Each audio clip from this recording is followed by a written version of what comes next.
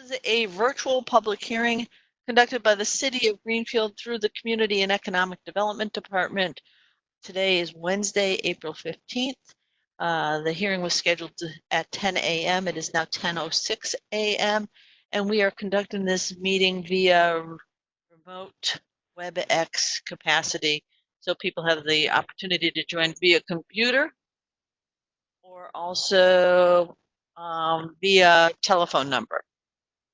And the purpose of this hearing is to discuss the use of community development block grants to support services to the homeless during the COVID-19 pandemic.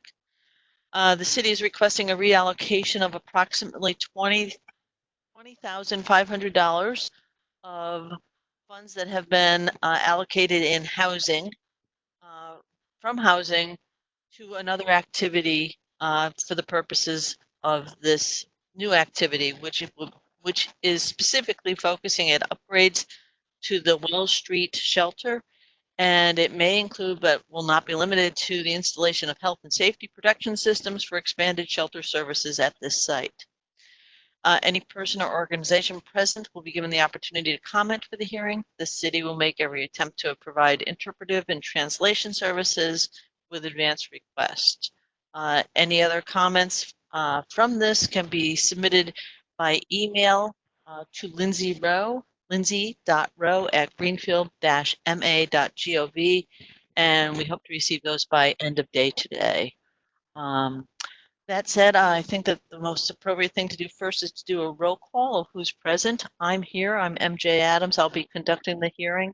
I'm the Director of Community and Economic Development for the City of Greenfield. I'm Robin Fordham. I'm the Grant Program Assistant for Community and Economic Development for the City of Greenfield. I'm Lindsay Rowe. I'm the Community Development Administrator for the City of Greenfield. I'm Amy Clark from the Interfaith Council Housing Assistance Program. Great, and I will note that this meeting is being recorded. I will also make a note that this public hearing was published in the legal ads of, Robin, help me on this. It was in the recorder. It's in the recorder published on Wednesday, April 8th. Wednesday, April 8th. Terrific. Last week. April 8th it is, yes. Yes, great. Terrific. And it was also posted with this city clerk. So what I'm going to do first is explain what's been going on over the last couple of weeks as the city has been working in partnership with service providers to the homeless and operating out of the Emergency Operations Center to make sure that our homeless population is afforded the opportunity to practice safe distancing, social distancing as necessary to protect the public health. As folks know, we have had a long-standing shelter for approximately 20 guests located at the Wells Street site on the first floor, with ServiceNet being the service provider. Over the course of the last couple of years, after the encampment that we had on our town common and some other work that we've done with the service providers and the community, we were able to open up a warming center that was stationed at Salvation Army on Chapman Street, and that provided an overflow of up to 30 guests and ran and is running this past winter from November. It was scheduled to run through the end of April. So as the pandemic started to reveal itself, we started to work with the service providers and with the staff at the Salvation Army to figure out what was going on with our homeless population and to figure out what we could do to give them greater space to spread out so that they could achieve social distancing. And also the service providers were also looking at doing the other things, the hand sanitation, really doing hygiene and working with people so they were educated on what they could do to protect themselves from the illness. As we started working through on this with the service provider, we became aware that the warming center on Chapman Street at the Salvation Army was being very leanly staffed. We had expected that there would be 2 staffers at the warming center at all times, and due to difficulty hiring staff, ServiceNet was not able to achieve that level of staffing. That combined with the closure of public buildings in downtown and also the closure of restaurants and closure of the programs that serve the homeless population, we were finding some challenges in terms of what the homeless were doing and where they were during the daytime hours when the shelters were closed. Mhm. So we started to scramble and immediately focused first on looking at the armory to see if that might be a possible site for us to use and open up. There were some complications with the building. It's a beautiful building, large, spacious, needed some work to get it up and used. But there were some environmental issues that really made it difficult for the city or the service provider, ServiceNet, to decide to use that as a shelter space, either a day shelter or an overnight shelter. The city then started working on other options, which actually initially included an inquiry about the second floor of Wells Street, but at that time we were told that it wasn't possible, and I honestly don't know the reasons for that, but it was not considered an option early on. We looked at Federal Street School, the cafeteria at the Federal Street School, and at the same time the state was organizing with service providers, and there was a sense that the state might be providing some resources and a plan on managing the homeless population during this pandemic. So we soon came to realize that the states was not really forming a plan, so it was back on the communities to really figure out what to do in partnership with service providers. So the ServiceNet was able to order some tents from MEMA, and that was an original plan, was to get the some tents set up over near the Wells Street shelter. Largely our major concern at that whole point was around staffing and making sure that what limited staff ServiceNet did have were able to work in close proximity to each other for safety for both the staff and the guests. We also quickly looked at the Federal Street site, Federal Street School cafeteria, but because the school is using that for other operations in support of the school lunches continuing to kids, that was, we would have made it work if we had to, but we were exploring the tent option.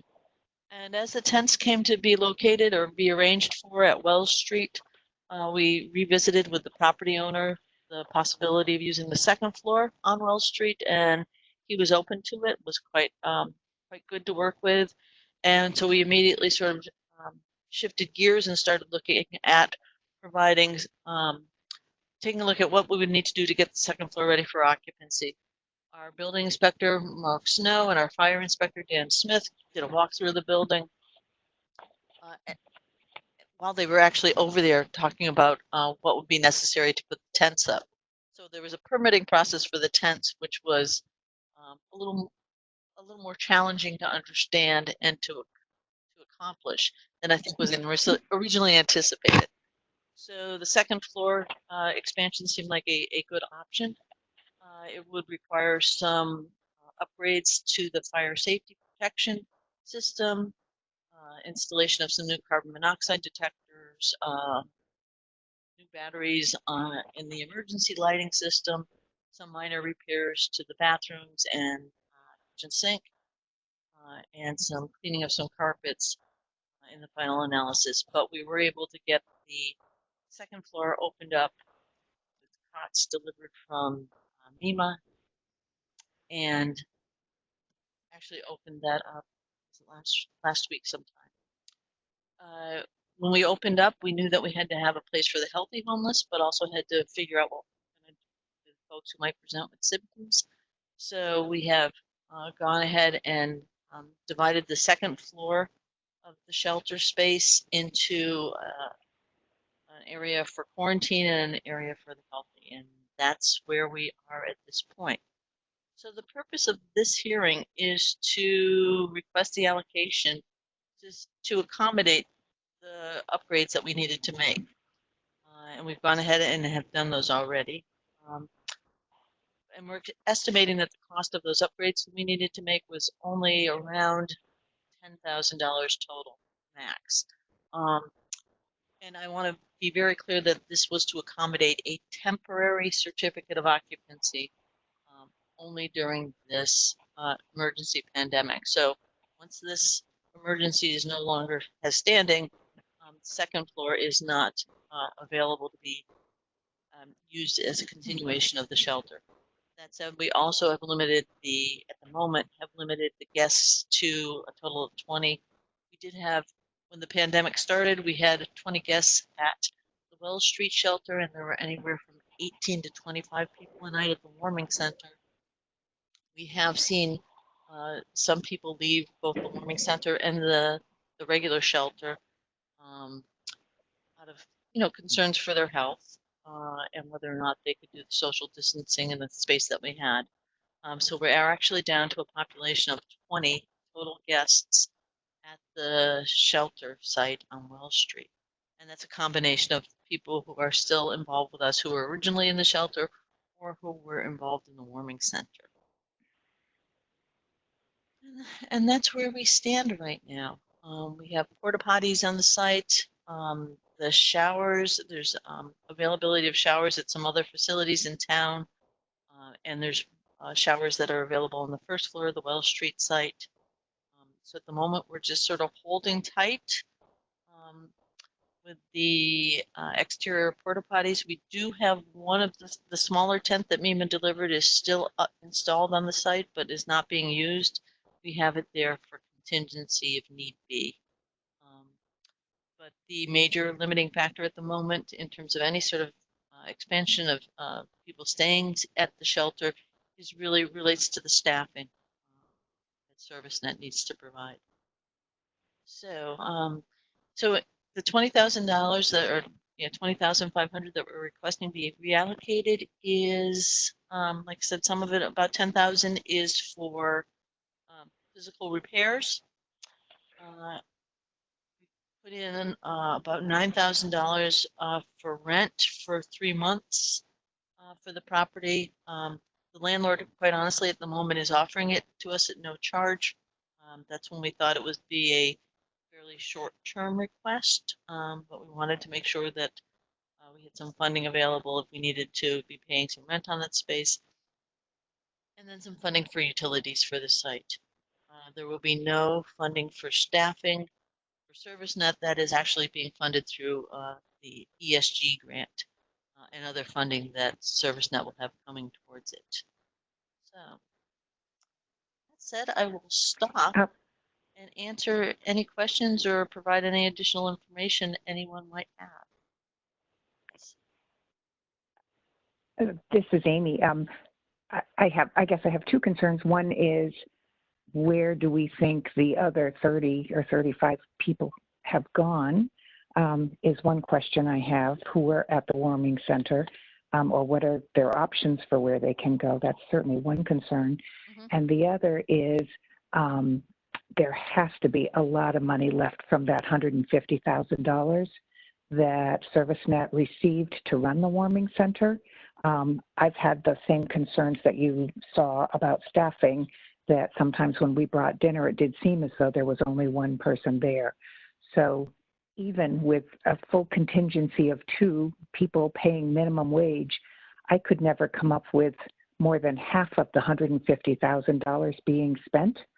And I called once to see if they could provide a crock pot so that all of the people from the Interfaith Council who were providing dinners could have something to dump it into so they could take their own pots home with them.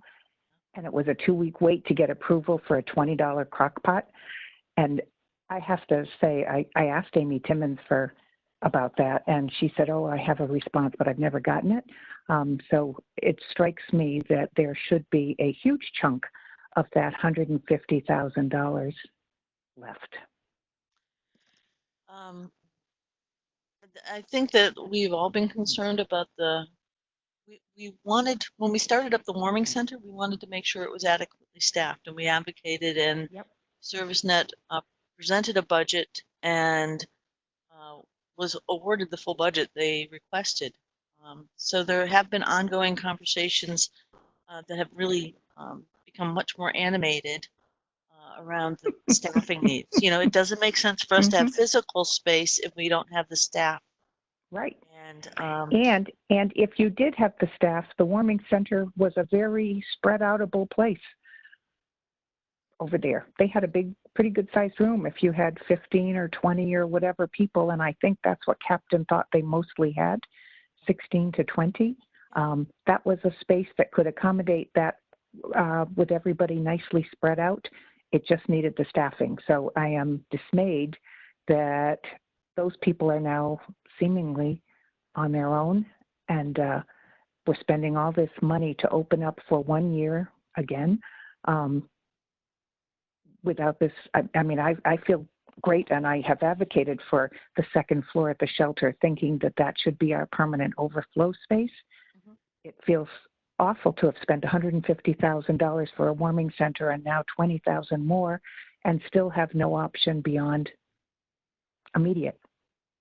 So I guess I'm troubled by that, which is not to say I don't support doing what we need to do to get through this year, but man, it's troubling that all this money can't create something that we can use from now on. And Amy, I'll share with you that you know, my position and the city's position has been rather than focus on creating more shelter beds, space for more shelter beds, that we should really be looking at We need homes. Yeah. housing options that beyond shelter. Yeah. And Right. I think that the refreshing thing is that now that we're up and using the second floor on the Well Street, and like I said, the landlord has been very good to work with. I mean, he was very cooperative and very helpful, and quickly mobilized to make that floor available to us. The question is, you know, what's next? What's the next use of that space, and Right. how do we make sure it's not shelter beds, but it's the next level of housing and building that up? And I actually am You feel feeling a better? little. I'm feeling a little optimistic about that happening. Okay, then I feel better about that. Good. It'll take some work. But We better get on it. But we, yeah, you know, I think ab- the big question right now with that space is really how long will we need to use it as this expanded shelter space? You know, I think that initially we were thinking that this would be a 4 to 6 week gig. I think seeing that might be that might have been optimistic. So that's why we're talking probably about 3 months initially to figure out. But while we're there and using it actively. What you're saying is, and so what you're saying is that after this time, he is open to creating more permanent housing in that space. I think there's definitely an opportunity to advance that conversation. And yes. Okay, that's good. That's good, because otherwise, why wouldn't he jump at you putting in $10,000 to upgrade his property? I mean, it was for us, quite honestly, that is an investment in local public health. We have been very fortunate that none of our shelter staff or guests have that's amazing. Become ill. Have not shown, but that's you know, amazing. that could change any day, and we know that. So I know. We're prepared both with Yep. the space that we have now and a contingency space for quarantine. So we feel like we're in a good space is the quarantine space is 24 hours. Is that right? Yes, staff? and actually, ServiceNet has been able to has made a commitment to staff the shelter 24 hours when there's lousy weather days. Like the other day when we had such rain, they actually stayed open all day. Good. That's great. Good. But like you've heard me say, the limiting factor really has been around hiring staff and sustaining the staffing level that we think is necessary to keep a safe environment, the guests and the staff. Any other questions? And the people who left the warming center, are they outdoors now, do you suppose? That's what we suspect. Yes, that's what we suspect. Yeah. Okay. All right. So here we are again. And I will also share that some of the folks who were in the warming center were in the warming center because they had been at the shelter, but their behaviors made it not reasonable for them to continue as shelter guests. So our warming center clientele were, some of them, not all of them, some of them had difficulty living with the rules that are in place in order to be sheltered. at the Wells Street site. Yep. And Yep. you know, it's always a delicate balance when you want to make sure that people are safe and housed, but also if those folks come I into know. the housing environment that you're providing and they provide risk or hazard to the other guests, you really have to make Yep. different choices sometimes. Yep. Yep.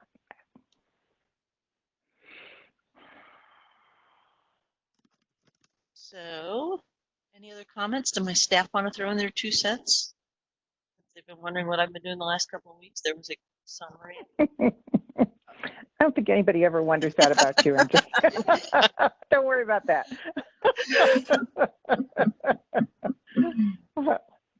Hats off to you, MJ, to pull this off. I know it's been Absolutely. quite the quite the maze to work out. So Yep. hats off. Yep. And I just want to acknowledge the role that the mayor has played in this and the fire chief, Chief Strand. They've been Good. great leaders to work for as we've been working through this. And I've got to, you know, Good. hats off to my colleagues down in Northampton who pulled off the shelter at the Northampton High School. Absolutely. How is that going? It's, Yeah. I'm sure staffing is the issue there too, huh? well, I'll share with you that actually the city took on setting up the shelter, and it was mobilized by the fire department. The fire department Yep. and the health department took a very strong leadership role. Mhm. Because of, and you know they have it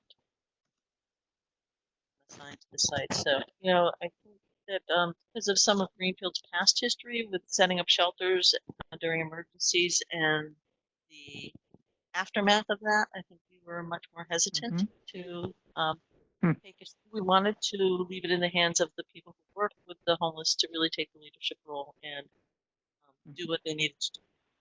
And we would support them. And that's the approach we took up here in Greenfield. So that when this is over, the folks who are in their care in the shelters are still in their care after the pandemic, or after the mobility is ended. They're connected as well as they can be to the services that are designed to help support. Let me also make a point. You know, I learned a lot about public health in this process, and one thing I'll share is that so folks who need to be isolated because they are COVID positive.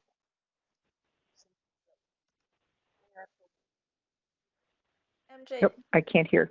can't hear you anymore.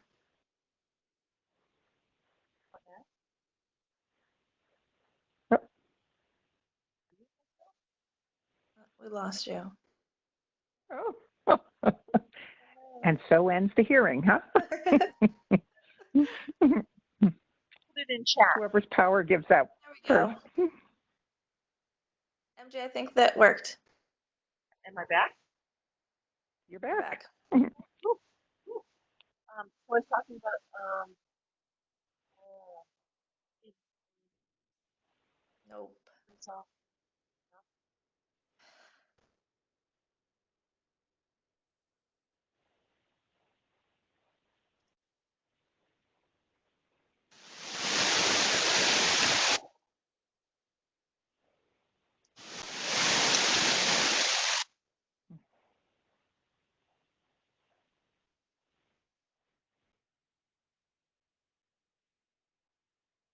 Is anybody still there? Oh, this is Lindsay. I'm still here. Okay. I'm still here. Okay, I hang on to on hold sometimes. MJ's gonna type it and I will read it.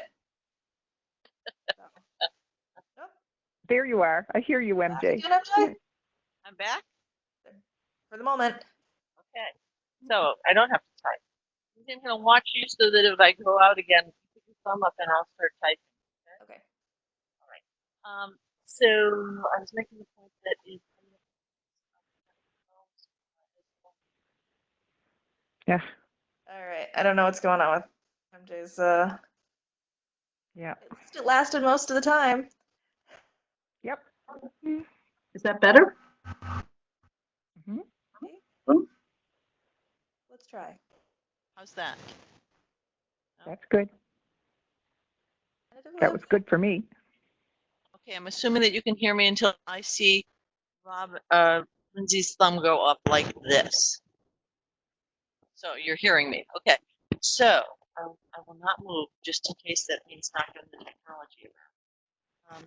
So if a homeless person is presenting symptoms of COVID-19 or if they have tested positive, the state has actually set up hotel locations for them to be isolated in. And if they're not needing to be hospitalized, they do have the virus, and so that is anyone who's homeless, or if people are living in a household where someone needs to isolate and they can't in that household, there's actually that access into that isolation shelter is available through public health or your medical professional. So far, And so where good. is that? At the moment, when they set it up, there was a site in Pittsfield and in Lexington. They were looking to set up more regional centers, and my understanding is there's one in the Pioneer Valley, but I don't know exactly where that is at the moment. And they will arrange transportation to and back from it. There is a tent, a medical tent facility outside of Friends of the Homeless in Springfield. Is that it? Possibly our daughter is volunteering there as a nurse, and I think that's a series of 3 tents, depending on whether you've been exposed or you are being quarantined or whatever, and medical staff there. And she's been volunteering there, I think. I wonder if that's it. No, the isolation stuff is in a hotel. Okay, nope, separate then. I just don't know which hotels. Okay. All right. Are there any more questions?